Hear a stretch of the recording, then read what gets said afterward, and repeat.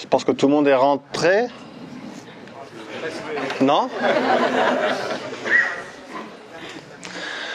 Eh ben, merci énormément d'être trop nombreux. Ça fait plaisir. On s'attendait pas forcément à ce qu'il y ait autant de monde. C'est la première fois qu'on fait ça, donc on savait pas du tout à quoi s'attendre. Je me suis dit à 9h du matin, tout le monde aura la flemme de se lever le samedi. Apparemment non. Et je suis désolé pour ceux qui n'ont pas pu rentrer, qui sont debout, mal installés, etc. Je sais pas quoi dire. Désolé. Désolé, merci. Exactement. Vous voyez rien à l'écran apparemment, donc je vais tout mimer. Hein? J'ai pas entendu. Le son, je crois que je suis au max. Je suis au max, non? Ah non, je suis pas au max. Je suis au max, là. Ouais. Ok. Je voulais vous montrer des plantes. Vous savez que... Je suis perturbé, mais ça va aller, vous inquiétez pas. Tout va rentrer dans l'ordre. Donc là, le sujet, c'est la biodiversité. Vous savez que vous êtes à la fête de la biodiversité. C'est la première fois qu'on fait ça. On est content de vous accueillir. Vous êtes un peu tous les parrains, marraines de cette fête. Donc on est très contents. Et donc on va parler de biodiversité toute la journée. Il y a des stands dehors, vous les avez vus, j'imagine. Ou alors, vous n'étiez pas réveillés. Et du coup, j'ai invité quelques représentants de la biodiversité. Des plantes un petit peu ici. J'ai mis quelques animaux là en photo. Que vous voyez pas.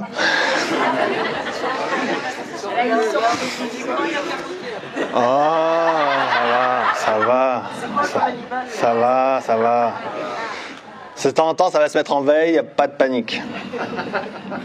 Du coup, c'est des plantes un peu mal aimées. Bon, l'idée, c'est que je fasse pas très long. Je vais faire une conférence très courte, modérément courte, ça se dit ça? Comme ça, après, je pourrais répondre ou discuter, répondre à des questions et qu'on puisse rentrer un peu en dialogue, parce que les monologues, c'est pas forcément ma passion. Et puis en plus, j'en fais tout le temps devant les caméras, donc là, si on peut discuter, pour moi, c'est encore mieux. Est-ce que je répondrai à toutes les questions de tout le monde? Probablement pas. Je ferai au mieux. Et du coup, qu'est-ce que je racontais? Des plantes, voilà. Quand je sais plus, je vous demande et vous me cadrez, hein. Donc j'ai ramené des plantes qui ne sont pas forcément tout le temps bien aimées. J'en ai ramené que 5 parce que je voulais faire une conférence un peu courte. Donc ça, vous voyez, c'est une ronce. Même si vous ne la voyez pas, vous la connaissez, j'imagine. Un truc qui pique qu'on n'aime pas trop. Je vais en prendre que 3, vous inquiétez pas. Ici, vous avez un prunelier. Un truc qui pique qu'on n'aime pas trop.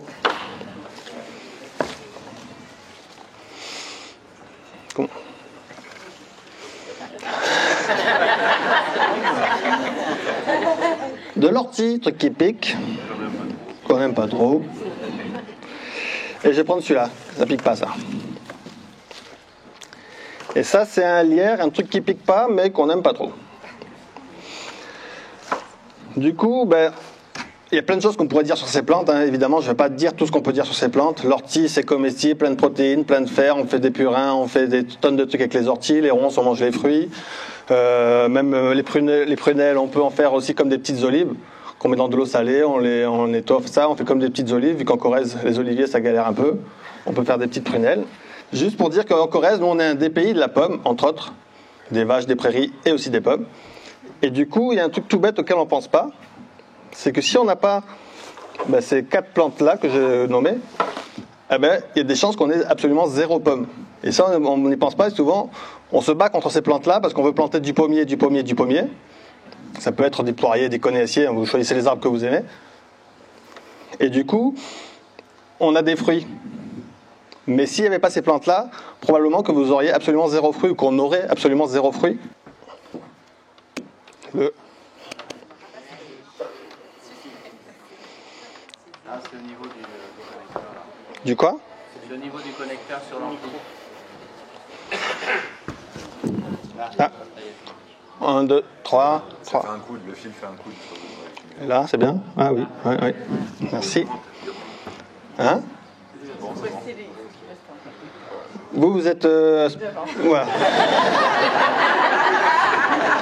Vous êtes chargé de ça. Top. Ce que je disais, c'est qu'on a beau aimer les pommes, planter des tonnes de pommiers, si on n'a pas du lierre, des pruneliers, des ronces, ben potentiellement on aura 0 pomme. Parce que tout simplement, les pommes, elles vont se mettre à fleurir, on va dire, allez, avril-mai. Ça dépend de la région, ça dépend des variétés, etc. Ça va nourrir les abeilles, super, les abeilles vont faire la pollinisation, on aura des pommes. Donc ça, c'est cool, c'est l'année 1, on va dire. Par contre, si on n'a que ça, en été, ben, elles mangent quoi, les abeilles? Elles crèvent la dalle. Donc en été, on a la ronce. Je vous la montre, mais vous voyez rien, non? La ronce, elle va faire ses fleurs en été. Donc les abeilles vont pouvoir les abeilles, ou les pollinisateurs en général, vont pouvoir survivre grâce aux ronces. Après l'été, il n'y a toujours pas de fleurs de pommier. Du coup, on a le lierre. Je ne sais pas si ça sert à quelque chose que je les montre vraiment. On a le lierre. Et le lierre, il fleurit en fin d'automne, début d'hiver. Du coup, ça va nourrir les pollinisateurs. L'hiver, bon, ils vont dormir, il fait trop froid. Mais au printemps, les pommiers sont toujours pas en fleurs. Du coup, on a le prunelier qui est en fleurs. Et du coup, tout ça, ça permet aux pollinisateurs de vivre à l'année. Là, j'en ai pris que 3, par exemple, au hasard. Il y a plein d'autres plantes sauvages. Hein. Mais c'est grâce à ces quelques plantes mal aimées qu'on aura des pommes, qu'on aura des poires, qu'on aura des coings, qu'on aura tous les fruits qu'on aime bien, en fait. Et du coup, se battre contre ces plantes-là pour planter nos vergers, c'est un peu dangereux dans le sens où les pollinisateurs sont en galère, en fait. Il y a 80% des insectes volants d'Europe qui ont disparu en 30 ans. J'ai oublié de parler de ça là parce qu'on n'y pense pas spécialement. C'est pas tellement sa floraison qui va être intéressante pour les pollinisateurs. C'est juste qu'il y a beaucoup de papillons qui font leurs chenilles uniquement sur les orties. Là, il y en a un que vous voyez très bien. C'est le vulcain. Le vulcain, c'est un papillon qui fait ses chenilles sur les orties. Et après, il fait de la pollinisation. Donc, pas d'orties, moins de pollinisateurs et moins de pollinisation, quoi. Donc, ces plantes que l'on n'aime pas, en plus du côté comestible, médicinal, etc., sont intéressantes pour simplement que nos fleurs soient pollinisées, en fait. J'en montre 2 autres. Je change de sujet. Bon, je ne les montre pas. Il y a trop d'épines, c'est tout emmêlé, c'est nul. Il y a le prunelier et l'aubépine, qui sont des plantes qui poussent abondamment dans les haies, dans les bords de jardin, etc. Ces plantes-là, on peut s'en servir pour greffer. Moi, sur mes aubépines, j'ai greffé des coings, des nachis, des poires, des fliers. Et c'est des arbres qui vont amener le greffon à produire très rapidement. Moi, j'ai fait des greffes il y a 3 ans. Cette année, il y a déjà les fruits. Sur le prunelier, j'ai greffé des mirabelles, des quetch, des reines claude. Et il y a déjà des fruits en 3 ans. C'est des arbres, comme ils poussent spontanément et qu'ils sont adaptés à notre sol, on n'a pas besoin de les arroser, on n'a pas besoin d'engrais, on a besoin de rien faire à part une greffe. Ça prend 10 minutes. Et on a des arbres fruitiers qui sont hyper productifs et résistants. Grosso modo, 80% des plantes qui nous entourent sont comestibles. Elles sont quasiment toutes médicinales. Elles ont toutes un intérêt, parce que le sujet du jour, c'est la biodiversité. Elles ont toutes un intérêt que l'on connaît ou que l'on ne connaît pas pour la biodiversité. Donc ces plantes-là, souvent, notamment l'ortie, on les appelle les mauvaises herbes. En fait, ce sont les plantes locales qui sont adaptées à la faune locale. Si on rentre en combat contre ces plantes, c'est ce qu'on fait, on a un énorme problème pour la biodiversité. C'est ce qui se passe. C'est pas le seul problème, mais en fait, le fait d'être en guerre avec ces plantes que l'on nomme mauvaises herbes, ça nous met en difficulté pour préserver la biodiversité. Et la biodiversité, c'est un peu le socle sur lequel on peut vivre tout simplement sur la planète. Donc il y a un petit rouge-gorge. Moi, les rouges-gorges, j'adore ça en hiver quand on plante un arbre. Je ne sais pas si pour ceux qui jardinent en hiver, quand on remue un peu la terre, on soulève un caillou, ils viennent dès qu'on a fait 3 mètres, ils viennent voir ce qu'on a remué pour venir manger au sol. C'est très mignon. Et moi, ce que j'aime bien aussi sur ces petits animaux, c'est que ce sont des animaux migrateurs. Et du coup, une bonne partie des rouges-gorges que l'on voit chez nous en hiver, ils passent l'été peut-être en Russie, peut-être en Norvège, dans les pays du Nord, quoi. Et moi, ça me permet aussi, quand j'ai pas prévu d'aller en Russie ni en Norvège, ça me permet un peu de voyager depuis mon jardin. Et je suis content d'être connecté avec des pays lointains. J'ai l'impression que ce que je fais dans mon jardin, ça a un impact sur le nord de l'Europe. Et ce qui se passe dans le nord de l'Europe, ça a également un impact sur mon jardin. Si j'ai pas de quoi nourrir les rouges-gorges chez moi, ils n'iront pas se reproduire en Russie. Si en Russie, il n'y a pas des forêts pour les accueillir, ils reviendront pas en hiver chez moi. Je trouve ça très magnifique, en fait, le fait qu'on soit lié à des pays vraiment lointains, parle de 6 petits animaux qui font des voyages impressionnants. En haut à droite, à votre gauche, c'est ça? En haut à gauche, il y a quoi? Exactement, une hirondelle. Alors là, c'est un peu le même délire, c'est juste qu'on est relié avec des pays du sud. Les hirondelles vont passer l'hiver dans les forêts du Cameroun, par exemple. Elles vont en Afrique et vont passer les hivers là-bas. Et elles reviennent au printemps. Donc si elles n'ont pas à manger chez nous, ça a un impact sur les forêts du Cameroun. Et si les forêts du Cameroun n'ont pas de quoi les accueillir, ça a un impact chez nous. Donc on est vraiment relié à une bonne partie de la planète par ces petits animaux qui font des voyages. Et je trouve ça chouette quand je jardine. En fait, j'ai l'impression de sauver le Cameroun, quoi. J'exagère. J'exagère un peu.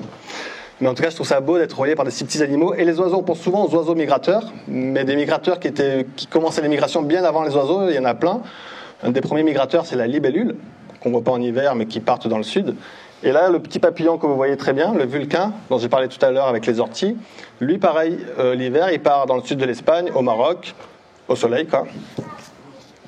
Et ils reviennent au printemps, là, ça y est, ils sont là.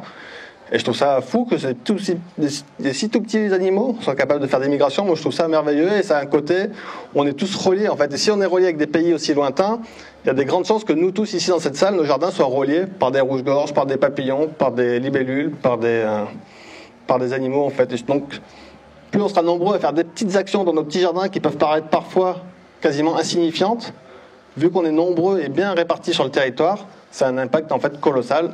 Et ça, je trouve ça plutôt réjouissant. Ma petite passion du moment, c'est la chouette effraie. J'ai installé un petit nichoir il y a 6 mois à peu près.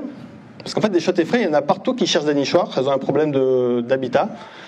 Il y a de la reproduction, mais il n'y a pas d'habitat en fait. Vu qu'on isole les granges, qu'on isole les clochers, c'est là on appelle aussi l'effraie des clochers. On isole les bâtiments, que les arbres morts disparaissent, enfin on les coupe les arbres morts, qu'il y a de moins en moins d'abris. Elles ont un gros problème, et ce qui fait qu'en France, il n'y a plus que 50 000 couples de chouettes effraies. Ça fait même pas 2 par commune. Donc je me dis, il y a les naissances, il y a les naissances, il n'y a plus qu'à installer des nichoirs pour pouvoir les accueillir. Les nichoirs à chouettes effraies, c'est juste des petites boîtes que l'on peut mettre dans nos maisons, dans les arbres, en hauteur. Elles vont pouvoir venir, et après un couple de chouettes effraies, c'est des couples qui se forment pour la vie. Ça peut manger l'équivalent de 5000 rongeurs par an. Donc si vous avez des problèmes de campagnols, de rats, de souris, c'est des animaux hyper efficace pour vous aider, quoi. Au niveau de la technologie, je trouve ça vraiment incroyable. En fait, ça fait quelques mois que je m'intéresse à cet animal, que je connaissais un peu comme tout le monde, je connais sans connaître, quoi. Et le fait que je m'y intéresse, je découvre un animal qui me fascine de plus en plus. La chouette effraie, c'est l'oiseau le plus silencieux au monde. Son vol est quasiment inaudible à l'oreille, parce qu'il y a des petits peignes au niveau des ailes, ce qui fait que leur vol ne fait pas de bruit, il n'y a pas de... Je le fais vachement bien, ça. Du coup, c'est l'oiseau le plus silencieux du monde. Elles ont une tête plate en forme de parabole, ce qui fait que tous les sons qui arrivent devant elles sont dirigés vers les oreilles, donc elles entendent vraiment hyper bien. Nous, on entend en stéréo parce qu'on a une oreille à gauche et à droite. On peut vaguement deviner si ça vient de l'avant ou de l'arrière.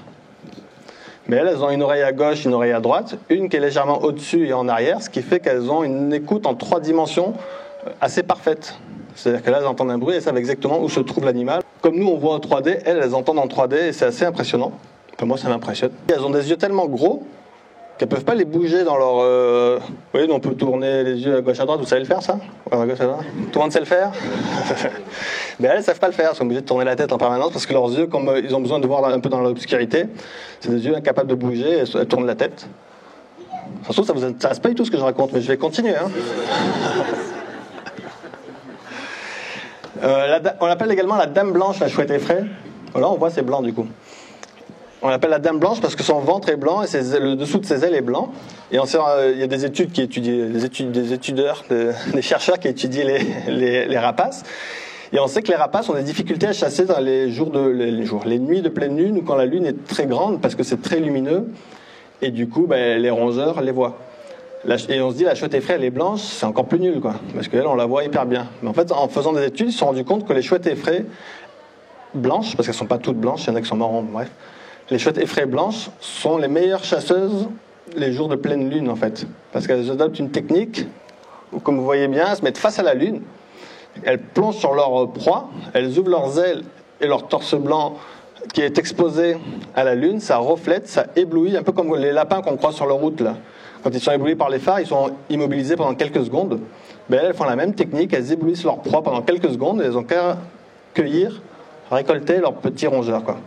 Donc elles sont capables de chasser en s'aidant des plaines lignes. Et après, il y a la chauve-souris qui est également c'est le seul mammifère volant. Il y a des écureuils qui planent un peu, mais c'est pas vraiment voler. Donc c'est le seul mammifère volant qui est capable d'envoyer des sons que nous on ne peut pas entendre. Les sons rebondissent sur les objets et du coup elles sont capables, comme un sonar, de capter leur proie. Et pour en revenir aux pommes, moi je passe du coq à l'âne, je sais. Ici il y a beaucoup de problèmes, mais pas que les pommes, dans les pommes, les poires, les coings, vous voyez des vers que l'on trouve dans les fruits. Ça cause de gros problèmes et du coup pas mal d'agriculteurs balancent beaucoup de pesticides. Et en fait on s'est rendu compte que les chauves-souris, c'est les meilleurs prédateurs pour éliminer ces vers dans les pommes. Parce qu'en fait, ce qui fait des vers dans les pommes, c'est souvent le carpocaps, un petit papillon, qui prend son envol à la tombée de la nuit. Et qui c'est qu'elle a à la tombée de la nuit? C'est les chauves-souris. Et du coup, dans les vergers, il y a des études qui ont été faites avec des nichoirs à chauves-souris qui sont installés. Et ça réduit énormément, colossalement, magistralement, la quantité de vers dans les pommes. En fait, c'est assez énorme. C'est aussi des spécialistes pour manger les Pierre du buis, comment ça s'appelle ça? Pierre du buis. Parce que c'est un petit papillon qui prend son envol à la tombée de la nuit. Et qui c'est qu'elle a à la tombée de la nuit? La chauve-souris. Donc voilà, et c'est des animaux qui subissent aussi des problèmes de logement parce que les maisons sont de mieux en mieux isolées, c'est super. Mais le fait d'isoler les maisons, les chauves-souris ne trouvent plus d'espace pour rentrer. Et couper les arbres morts, ça fait gagner de la place, mais ça fait des abris en moins pour les chauves-souris. Tout ça pour vous dire quoi? Où je veux en venir avec tout ça? Que puisque c'est la journée de la biodiversité, il y a plein de petits trucs qu'on peut faire chez nous pour accueillir un maximum de biodiversité. C'est pas très compliqué. Là, vous voyez rien, mais si vous voyez, vous serez impressionné.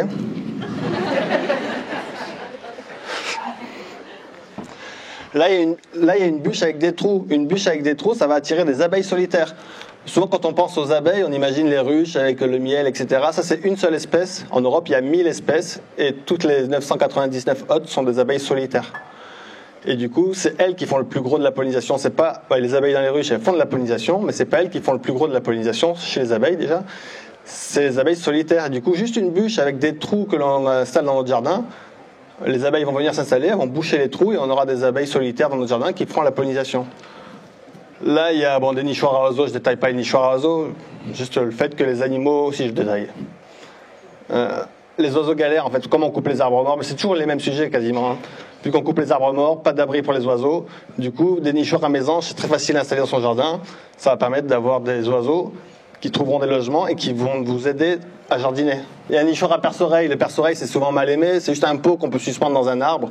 Les perce-oreilles vont passer la journée dedans. La nuit, ils vont sortir. Ils vont manger les pucerons. Ils vont manger toutes les larves des chenilles. C'est des super auxiliaires. Un tas de pierres, c'est génial. Un tas de pierres, ça va attirer des lézards. Ça va attirer des carabes. Ça va attirer des animaux qui vont vous aider à éliminer les problèmes de limaces, de je sais pas quoi. Bref, créer des niches écologiques permet de faire vivre en fait la biodiversité.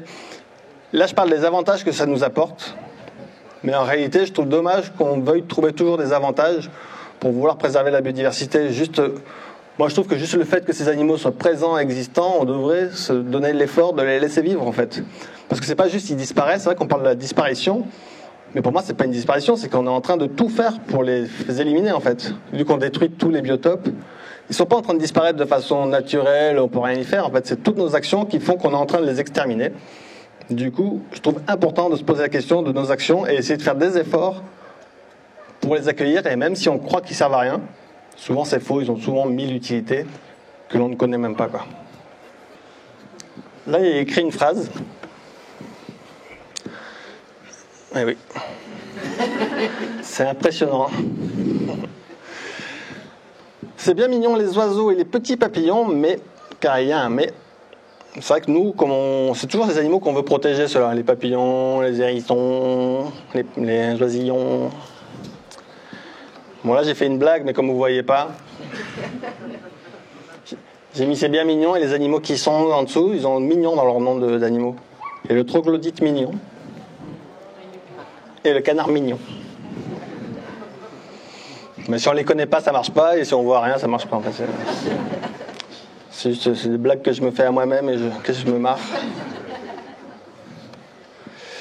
Et donc, il y a un mais, les 2 tiers de la biodiversité terrestre se trouvent dans les sols. Donc on a beau mettre des petits nichoirs à chauve-souris, c'est très bien. On a beau mettre des petits nichoirs à ce que vous voulez, c'est très bien. Mais en vrai, l'impact qu'on aura sur la biodiversité, il restera assez petit, assez minime. C'est vrai que nous, c'est ce qui nous intéresse, parce que nous, on vit un peu en hauteur, on regarde les animaux qu'on voit, quoi. Mais la majorité des animaux terrestres, la majorité de la biodiversité terrestre, se trouve dans les sols. Et les sols, alors je ne sais pas si je vais me faire que des amis, hein, vous me direz après. Mais les sols, ils sont souvent traités comme ça. Vous voyez rien. Du coup, mon effet ne marche pas. Souvent, les sols, ils sont labourés, maltraités, il y a très peu de matière organique, il y a très peu de cachette. Là, vous ne voyez pas, mais si vous voyez ça, vous seriez scandalisé, quoi. Et du coup, quand on laboure un sol, par exemple, on mélange les strates. En fait, la biodiversité, la vie, vit par strates. Que ce soit dans les arbres, il y a des animaux qui vivront en haut des arbres, des animaux qui vont vivre sur le tronc des arbres, des animaux qui vivront au pied des arbres, des animaux qui vivront sous les pieds des arbres. Et sous terre, il y a encore tout un tas de strates. C'est pareil dans la mer, avec des poissons de surface, etc. La vie, elle est positionnée par strates. Et quand on laboure un sol, on mélange toutes ces strates, ce qui fait que, en fait, on tue tout quasiment, quoi. En gros, pour faire simple. Quand on met un sol à nu, le sol, il est exposé au soleil, au vent, à la pluie, au froid, à la chaleur. Et du coup, tout ce qui pouvait vivre dans ce sol, pas tout, mais 80%, 90% de ce qui pouvait vivre dans ce sol meurt. Il y a la perte de carbone, mais ça, on ne va pas détailler. Il y a également l'érosion qui se crée, mais je ne vais pas détailler. Il y a la perte de fertilité qui se crée, mais je ne vais pas détailler. Et donc, ce qui nous concerne aujourd'hui, c'est la perte de biodiversité qui est colossale, quoi. Donc, si on veut avoir un impact puissant sur la biodiversité, à mon avis, il faut vraiment réfléchir à notre agriculture, nos méthodes de jardinage, et penser à la vie du sol. C'est là où on aura un impact le plus énorme sur la biodiversité. Vous me direz si vous n'êtes pas d'accord après, hein.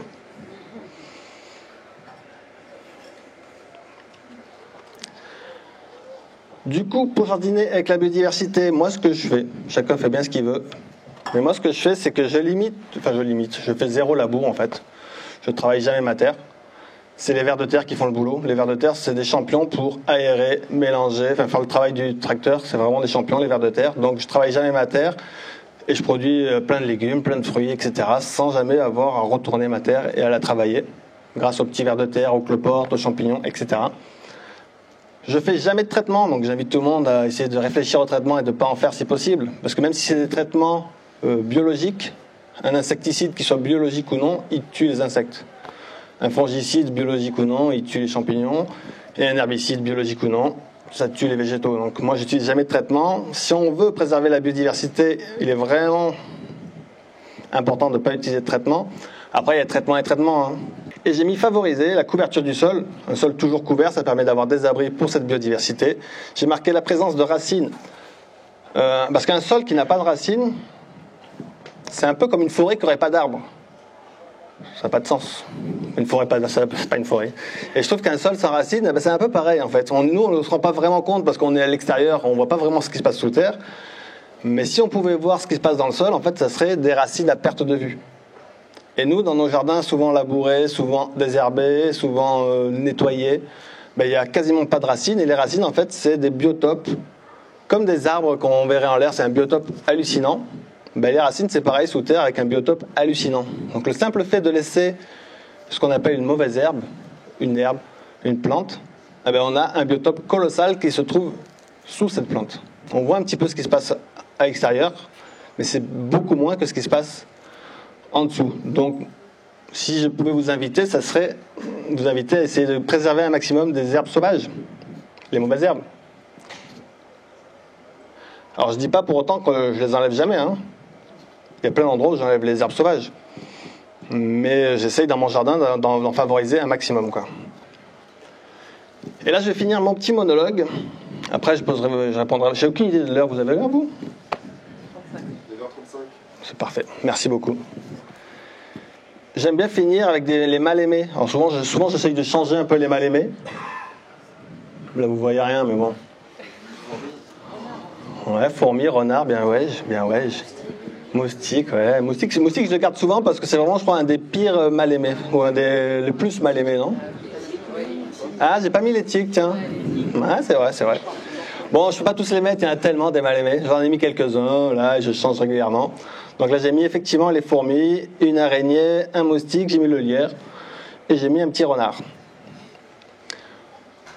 Bon, je vais pas vous parler des problèmes qui nous causent. Je les comprends très bien, les problèmes qui nous causent. Le renard, j'ai des poules, je comprends très bien le délire. Mais un renard, ça mange l'équivalent de 5000 rongeurs par an, minimum, quoi.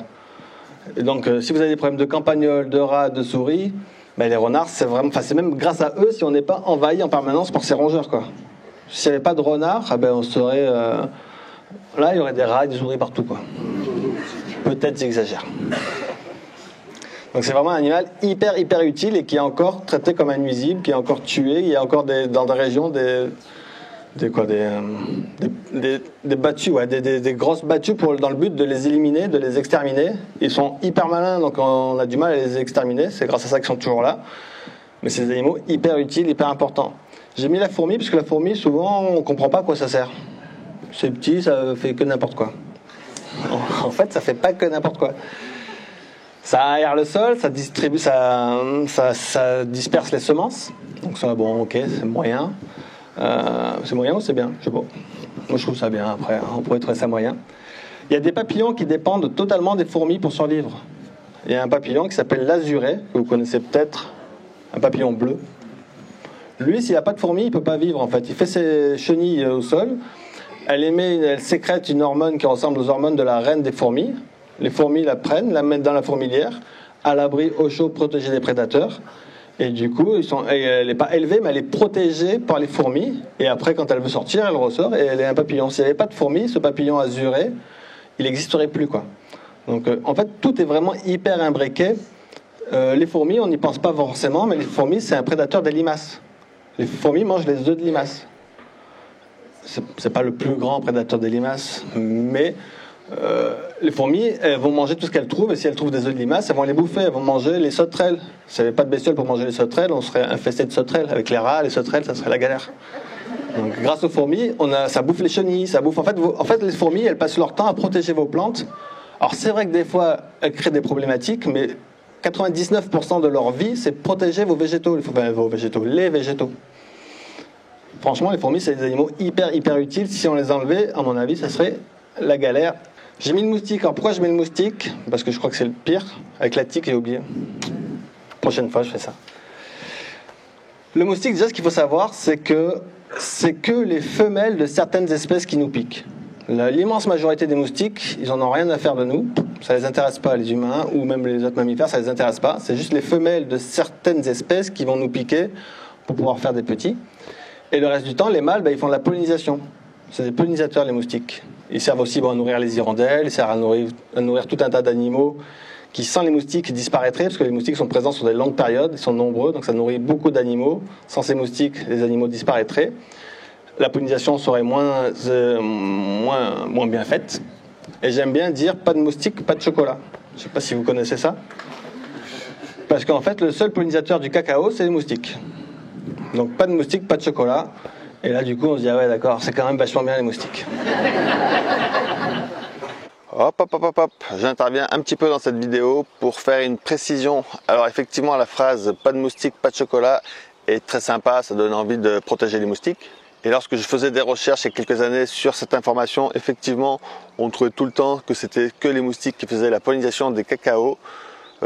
Finalement, avec les recherches que j'ai faites aujourd'hui lors du montage de cette vidéo, j'ai découvert que certes les moustiques participent bien à la pollinisation des cacaoyers, mais il y a également des petits moucherons qui participent à la pollinisation. Donc pas de moustiques, pas de chocolat, c'est une phrase qui est sympa mais qui n'est pas exacte, car il y a d'autres animaux, petits insectes, qui font la pollinisation des cacaoyers. Donc a priori c'est la dernière fois que je dis cette phrase. Voilà, je ferme la parenthèse et on continue pour la suite. Ouais. Ah oui, un truc que j'ai pas dit, c'est que le tilleul, je vous ai pas tout dit sur tout plein de trucs. En fait, je vous ai dit rien. Le tilleul, ça fait des fleurs super bonnes, des feuilles super bonnes. Ça fait aussi des graines que l'on peut. C'est petit comme graines, mais un tilleul, ça produit beaucoup de graines. On peut faire un faux chocolat avec les graines de tilleul. Voilà. On fait torréfier ça et on fait comme du cacao, comme une pâte à tartiner, genre noisette chocolat avec du tilleul. Donc finalement, on s'en fout des moustiques, ça je voulais dire. Un autre mal aimé, c'est les araignées de façon générale. Alors les araignées, il y a comme des phobies surtout même. Au-delà d'être mal aimé, mal considéré, ça crée beaucoup de phobies. Pourtant, les araignées sont des animaux incroyablement utiles, comme les fourmis, on va dire. Ça protège nos végétaux, des insectes, des mouches, de tout un tas d'animaux. C'est des animaux vraiment hyper utiles. Tout à l'heure, il y aura une petite... vous êtes au courant du programme de la journée? Ça va bien, vous? Il y aura une petite balade à 10h30, 11h, je sais plus. Après cette conférence, il y a une petite balade avec Caro, qui est une grande fan d'araignées et de petites bestioles. Donc si vous voulez voir ces petits animaux, je vous invite à faire cette petite balade. Et je termine avec le lierre, qui est donc un mal aimé également, parce que souvent on croit que le lierre, ça tue et que ça étrangle les arbres. Et ça, c'est vraiment une croyance permanente et hyper tenace. Et pourtant, tous les preuves scientifiques montrent l'inverse. Tous les articles qui parlent du sujet disent l'inverse. Mais c'est tout le temps qu'on nous dit que les lierres tuent les arbres, ce qui est faux. Et souvent, l'argument comme ça, on me dit, oui, mais j'ai vu un arbre mort, il avait le lierre, donc le lierre qui l'a tué. Mais il y a plein d'arbres vivants qui ont du lierre, il y a plein d'arbres morts qui n'ont pas de lierre. C'est juste une corrélation, c'est pas une causalité, c'est ça? J'ai pas dit n'importe quoi. Le lierre, c'est vraiment une plante, mais j'en ai parlé tout à l'heure par rapport aux pollinisateurs, mais ça nourrit également les oiseaux en hiver avec les petits fruits. Ça protège tout un tas d'animaux parce que c'est un feuillage permanent, donc il y a plein d'animaux qui passent l'hiver grâce au lierre. C'est une des rares plantes qui fait de la photosynthèse chez nous en hiver. La plupart de nos arbres dans les forêts perdent les feuilles. Et du coup, il n'y a plus de photosynthèse. Il y a quand même un peu de conifères, etc. Mais il n'y a plus de photosynthèse. Et la photosynthèse que le lierre fait en hiver, ça permet de maintenir en vie tout ce qui est champignons souterrains. Vous savez, sous terre, il y a des champignons mycorhiziens qui connectent les plantes, qui font des recherches de minéraux. Enfin, la vie dont on parlait tout à l'heure, là, les 2 tiers de la vie sous terre, s'il n'y avait pas les lierres chez nous, cette quantité de vie sous terre disparaîtrait, serait vraiment en très grande difficulté. C'est grâce aux quelques plantes qui font de la photosynthèse en hiver qu'une bonne partie de cette vie souterraine peut survivre. Est-ce que vous m'entendez au fond? Sinon, je recommence tout. Hein. Bref, le lierre, il est souvent très très mal aimé et c'est une plante primordiale pour nos écosystèmes. En fait, c'est une des rares lianes que l'on ait avec un feuillage persistant, floraison incroyable, fructification incroyable, etc. Donc, maintenant que vous m'avez écouté, déjà merci de m'avoir écouté. J'espère que c'était pas trop décousu, j'espère que les images ne vous ont pas trop choqué. Parce qu'il y a une araignée en plein milieu là. Des fois il y a des... Ah. Donc voilà, je vous remercie beaucoup et là je veux bien répondre à toutes vos questions et j'espère que vous en avez un peu.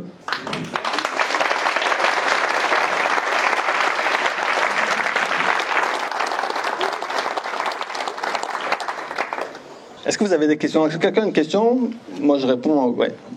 Ouais, moi tu parlais de fourmis. Je suis envahie de fourmis depuis 2 ans dans mes serres, dehors, partout. Moi j'ai une grosse ferme, beaucoup d'animaux.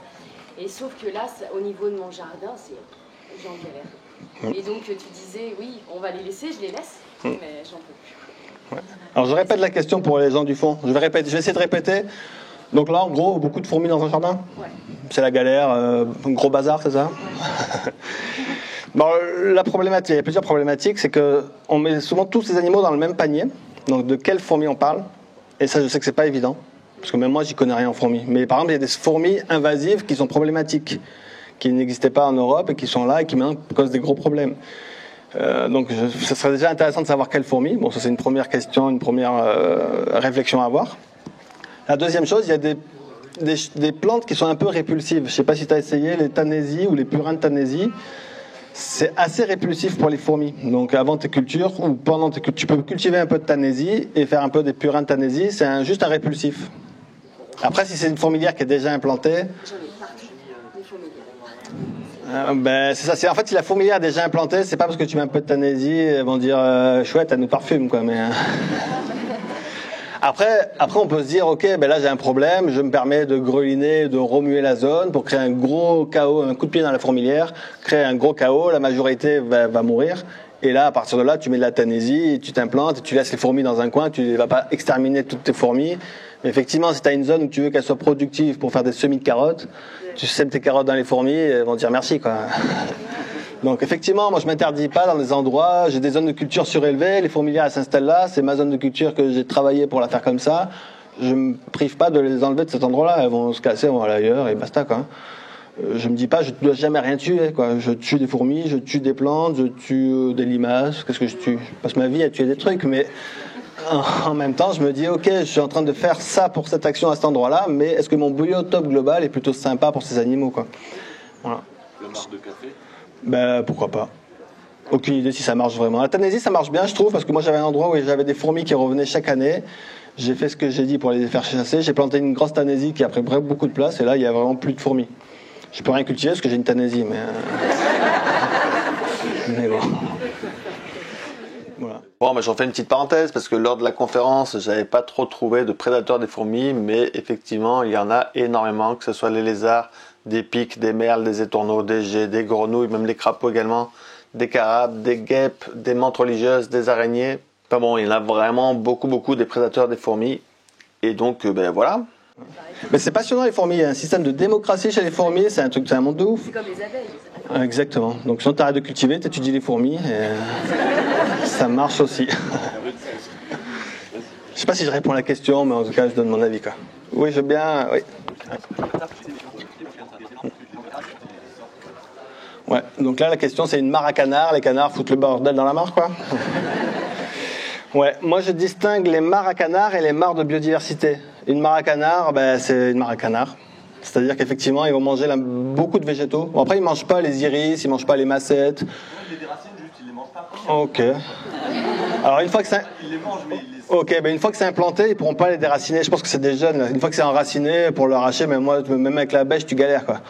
Donc, potentiellement, ce que tu peux faire, c'est mettre un temps de protection sur une zone pour que ça s'enracine bien. Après, tout ce qui est lentilles, ils les bouffent. Tout ce qui est plantes faciles à manger, ils vont les bouffer. Donc tu pourrais avoir des massettes, des iris dans ta mare à canards, ça marcherait très bien. Et ça ferait un petit filtre en plus, ce serait sympa, c'est fleuri, tout ça. Mais globalement, ça sera quand même pas une mare à biodiversité, dans le sens où les canards, ils vont manger les larves de libellules, les têtards, tout ce qui vont rentrer dans leur bec, ils vont le bouffer. Et en plus, comme tu dis que c'est pas alimenté en eau, ce sera une eau assez sale, quoi. Donc, oui, ça aide. Ouais, tes plantes elles vont être magnifiques, mais ça va pas suffire à rendre ton eau limpide parce qu'ils passent leur vie dans la mare, à chier dans la mare, à se laver dans la mare, à ramener de la bouffe dans la mare. Donc effectivement, tu auras souvent une mare un peu sale, mais si tu as des plantes autour, ça sera plus joli, plus beau et tes canards seront plus contents. Mais si tu veux aussi une mare à biodiversité, moi c'est de l'autre côté de la clôture, quoi. Et là j'ai des grenouilles, tout ce que je veux, quoi. Donc je différencie bien mare à canards et mare de biodiversité, à moins d'avoir un étang immense, et là tu peux faire cohabiter les deux, mais c'est pas tout le monde qui peut faire ça, quoi. Ça répond, ouais? Cool. Là, il y avait une question. Oui. Oui, moi j'ai un problème avec les orties. J'ai des champs complets d'orties. Alors, je les coupe à la faux, mais visiblement ça ne fait pas comme les fougères. Souvent, dans une pelouse, tu ne trouves pas d'orties, tu trouveras souvent ça aux bordures, là où on ne peut pas passer la tondeuse, quoi. Mais la faute est sûrement un peu... Tu vas peut-être pas passer la faute ou les semaines, quoi. Et du coup... Et en plus, tu vas peut-être laisser de quoi faire de la photosynthèse. Si tu tondais à ras, ce que tu n'as pas envie de faire peut-être, ça éliminerait tes orties parce que les orties, ils n'aiment pas du tout être tondus. Au milieu d'une pelouse, tu ne trouves pas d'orties ou très rarement, c'est toujours au bord d'un caillou, dans un endroit où tu ne peux pas passer la tondeuse. Donc si tu arrivais à couper vraiment violemment, ça finirait par les faire disparaître. Je ne peux pas le faire parce que j'avais suivi des conseils et ceux d'Hervé Covès. J'avais mis du bois mort. Puis j'ai des arbres fruitiers, j'ai tout un tas d'arbres de tous. Donc je me vois mal passer avec une tondeuse. Oui, je comprends. Moi, oui, je comprends très bien. J'ai le même problème, mais des zones où on ne veut pas tondre. Ah, je suis content de t'entendre. Et donc, ça dépend des zones. Il y a des zones où je m'en fous complètement. Ça, si je m'en fous, c'est réglé. Le problème, il n'y a pas de problème. Il y a des zones où j'ai envie de marcher régulièrement. J'aime bien marcher pieds nus. Marcher pieds nus dans les orties, c'est vraiment nul, quoi. Donc, il y a des zones où j'arrache les orties, quoi.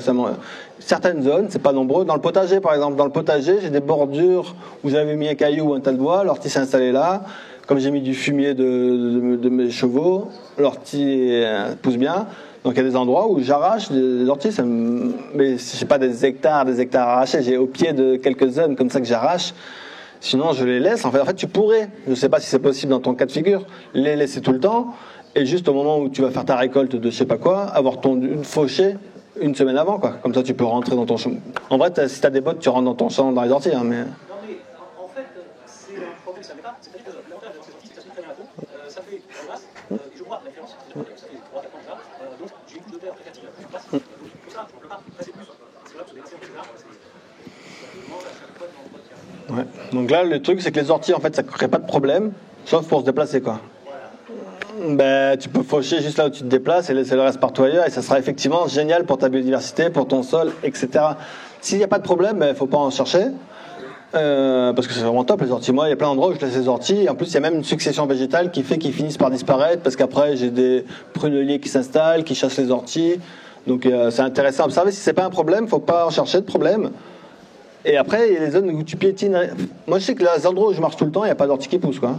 Parce qu'ils n'aiment pas pousser dans les allées. Ils poussent toujours un peu à bordure et après, ils viennent taquiner les mollets, quoi. Mais tu peux faucher juste des chemins, en fait.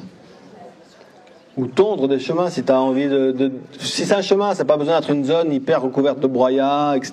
Tu peux débarrasser des chemins, que tu tonds, que tu fauches, et tu auras tes orties sur les côtés. Et du coup, il n'y a pas de problème en vrai.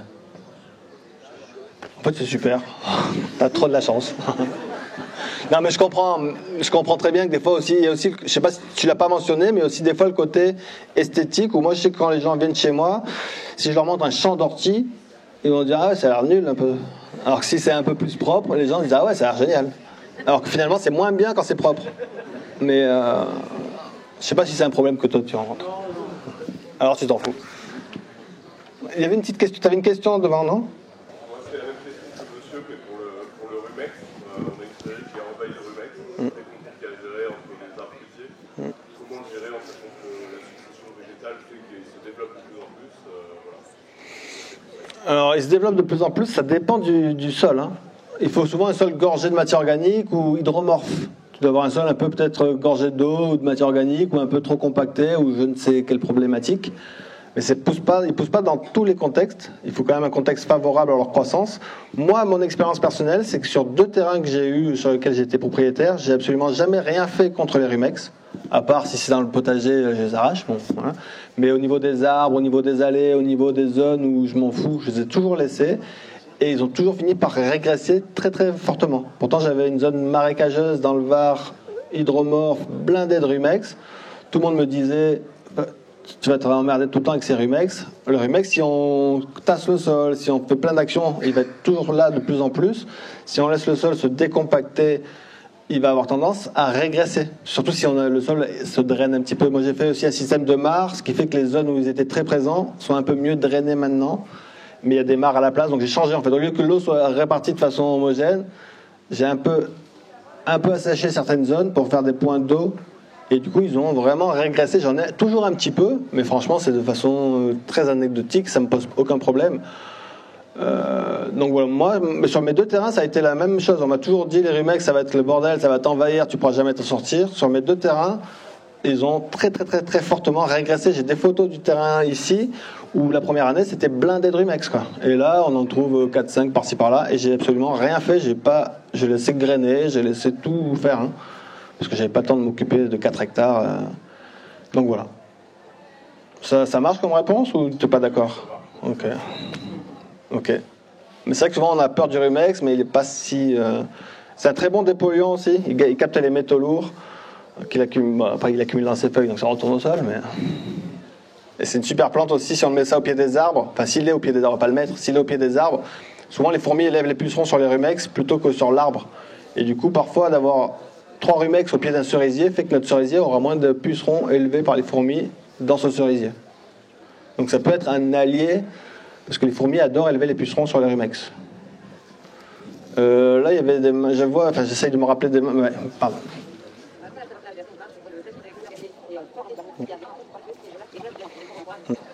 Oui, donc là, la question, c'est si on a un jardin de biodiversité, que d'un coup on veut installer une basse-cour, comment faire pour moins perturber possible tout ça? Ben déjà, ce qu'il faut avoir conscience, je pense, c'est que tout élevage perturbe la biodiversité. Donc, à partir du moment où tu vas introduire des animaux d'élevage dans un écosystème, ça va forcément avoir un impact sur la biodiversité. Même si c'est des abeilles, on imagine que mettre des abeilles sur un terrain, c'est forcément génial. Mais mettre trop de ruches sur un terrain peut causer des gros problèmes sur les abeilles solitaires qui vont se retrouver en compétition. Là, c'est pas ton problème. Toi, ça, c'était plutôt les poules et les volailles, je sais pas quoi. Ben, effectivement, si dans une zone petite, tu mets beaucoup de volailles, ta zone elle va être désherbée, désinsectisée, tassée, surchargée en azote. Tu auras une zone problématique. Ben, toi, un poulailler petit avec plein de poules dedans, il n'y a pas d'herbe, c'est blindé d'azote, il n'y a pas grand-chose, quoi. Par contre, si tu te dis je mets pas beaucoup de volailles dans un grand espace, alors là, tu as plein d'avantages. C'est-à-dire que ça aura un impact sur la biodiversité quand même, mais tes poules vont être en partie... Moi, j'ai des poules qui sont en liberté sur... ça dépend lesquelles, bon bref, sur des grands espaces, et du coup, j'ai quasiment pas besoin de les nourrir. Enfin, je les nourris un peu, surtout en hiver, mais elles passent leur temps à aller manger des bestioles, des insectes, elles vont fouiller dans les crottins des chevaux parce qu'il y a des petites mouches, elles se nourrissent naturellement, elles reviennent dormir le soir dans le poulailler sécurisé que je ferme. Et du coup, j'estime que l'impact, il n'est pas colossal parce que je vois que la biodiversité augmente. Mais après, c'est pas beaucoup de volailles sur des grands espaces. Dans mon potager, le potager doit faire 1000 mètres carrés peut-être. Il y a 3 canards coraux indiens. Donc, ils font du travail de nettoyage de limaces, de doryphores, etc. Mais je pense pas avoir des dégâts colossaux, irréversibles. Et surtout qu'il y a des zones à côté où c'est interdit aux animaux. J'ai aussi des zones sauvages totalement interdites aux animaux d'élevage. Pour que les tritons, pour que les salamandres, pour que plein de bestioles puissent se développer, quoi. Donc j'ai envie de dire, ça dépend de la densité et des espaces sauvages que tu vas laisser. Ça répond à la question un peu ou... Et puis après, tout à l'heure, les poules, c'est quand même intéressant aussi par rapport aux tiques. On avait une histoire de tiques tout à l'heure, là. Autour d'une maison, si on ne veut pas avoir de tiques dans nos herbes, on met des poules. Et les poules, elles vont détiquer la zone. Donc ça peut être... Aussi, on peut utiliser leur effet destructeur de biodiversité, entre guillemets, pour gérer des problèmes de tiques, même si on a peur des vipères. Les vipères, c'est super cool, mais bon, on peut avoir peur des vipères ou des serpents. Dans un poulailler, il n'y aura quasiment jamais de serpents, de vipères et de tiques. Donc on peut utiliser ce côté-là pour le rapprocher de la maison et se dire, ça c'est une zone de vie où je peux me balader tranquille et il y a les poules, quoi. Et la biodiversité, elle peut être un peu après. Oui, tout ça organise. C'est ça, on peut réorganiser, réfléchir, designer, concevoir un système qui soit à la fois productif, agréable à vivre et accueillant pour la biodiversité. C'est un peu ça le challenge, en fait, c'est essayer de jongler avec toutes ces problématiques et ces envies. Ça répond, ça va? Je ne sais plus qui avait des questions. Là-bas, je vois une main levée, je veux bien. Ah.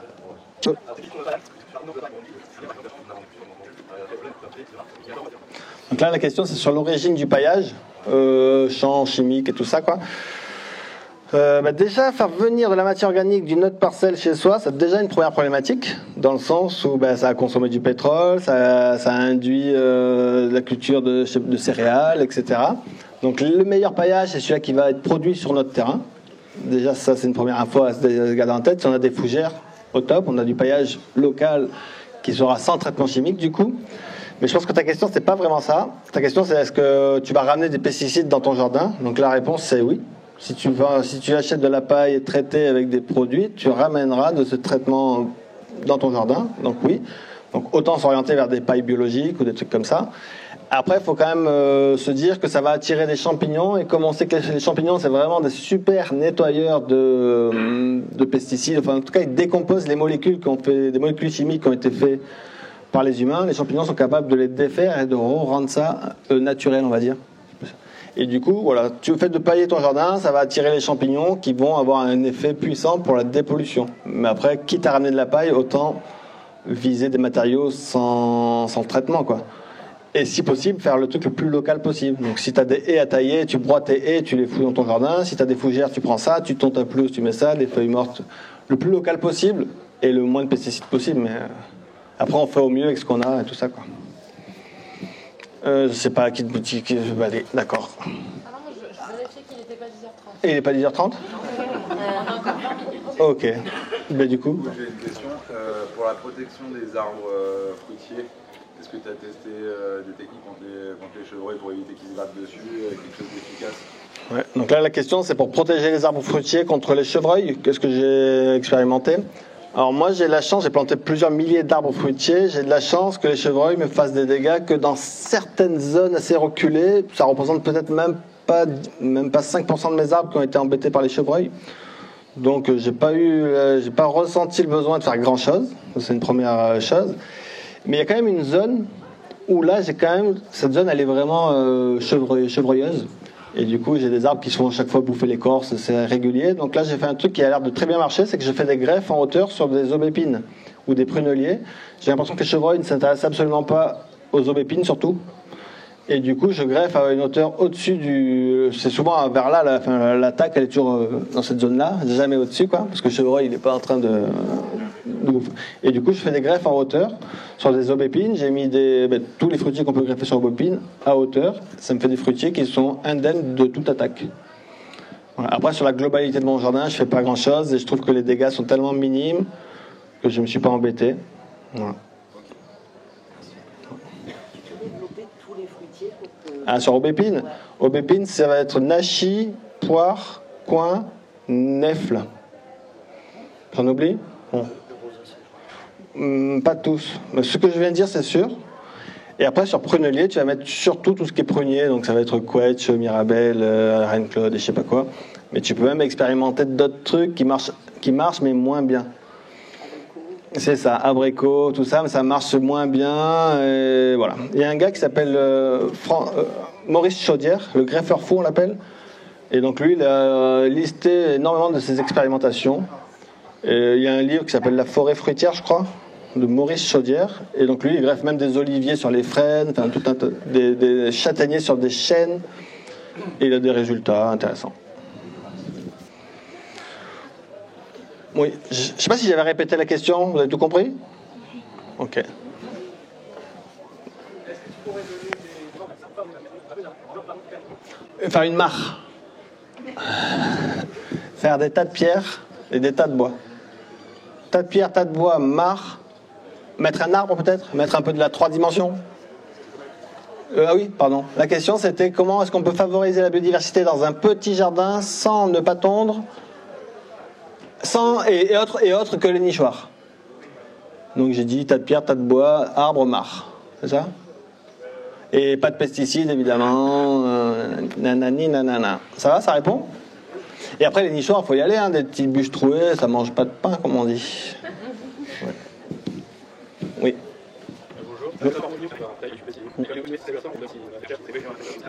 Non, sur les néonicotinoïdes, j'ai pas fait de recherche, je suis pas vraiment calé sur ce sujet-là précisément. Effectivement, ce que j'ai vu, c'était plutôt pour éliminer les hydrocarbures et des métaux lourds et tout ça, mais sur les néonicotinoïdes qui devraient être interdits, Ils sont réintroduits. Ouais, je sais pas. J'imagine qu'il y a un effet positif des champignons, des végétaux, etc. Mais comme j'ai pas lu d'études sur ce sujet, je préfère pas m'avancer. Voilà. Ça répond pas trop, mais bon. J'espère que j'oubliais pas. Est-ce qu'il y a une personne qui lève la main depuis longtemps et qui se sent injustement oubliée? Voilà. Je commence comme ça. Oui.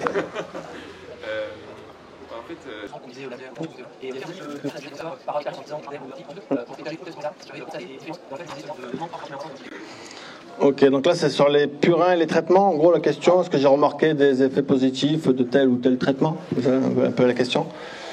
Je fais quasiment plus jamais aucun purin de rien, sauf éventuellement un purin d'herbe, et encore ça fait longtemps que j'en ai pas fait, et ça je l'utilise comme, c'est pas vraiment je considère pas ça vraiment comme un traitement, mais plutôt comme un petit engrais liquide que je pourrais mettre à des godets en pot, que je pourrais mettre à une plante que je trouve qui est un peu jaune dans une zone où je trouve qu'elle est pas bien nourrie.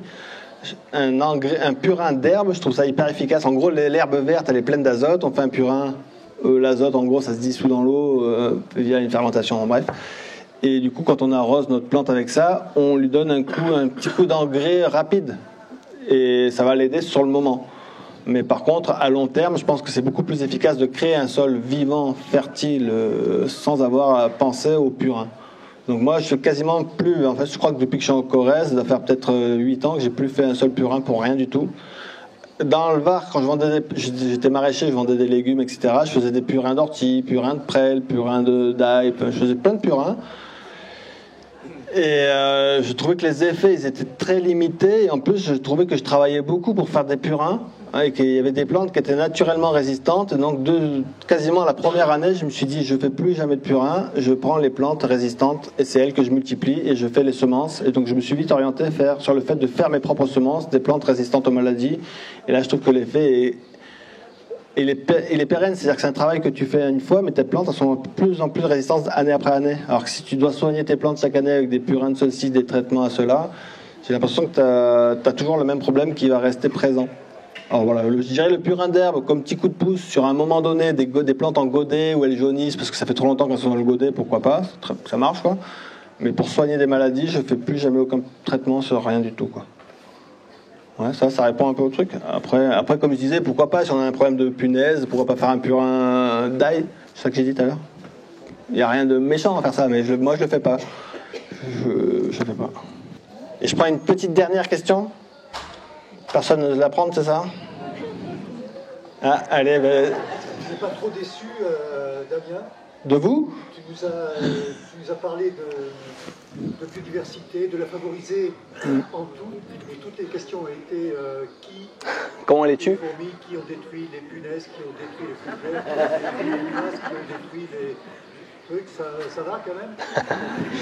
Oui, ça va, parce que déjà j'ai l'habitude, et en plus je suis confronté à ces problématiques aussi, c'est-à-dire qu'on veut, en fait c'est en jongle, on veut préserver la biodiversité, et en même temps les campagnols ils bouffent nos carottes quoi. Et donc on est tout le temps en train de jongler sur un équilibre, on fait un pas, un autre pas, etc. Donc non, je trouve ça normal en fait de se poser ces questions-là. Donc je suis pas trop déçu, non. Et je trouve ça sain de se poser les questions, parce que si on se dit la biodiversité elle est géniale, tout va être génial, ben, de toute façon on se rend vite compte qu'au bout d'un moment on se fait bouffer des plantes par des animaux imprévus ou incontrôlables, et du coup on se pose la question et on avance comme ça. Ouais. Ça répond. C'est géré. C'est géré, oui, c'est ça. On veut pas exterminer les fourmis, on veut gérer à cet endroit-là les fourmis, etc. Oui. Mais après, il y a des gens qui veulent détruire des espèces animales qu'ils n'aiment pas. Mais ça, je crois que là, ça avait l'air d'aller, quoi. J'ai pas été choqué, tout va bien. Bon, mais je vous remercie beaucoup. Et puis.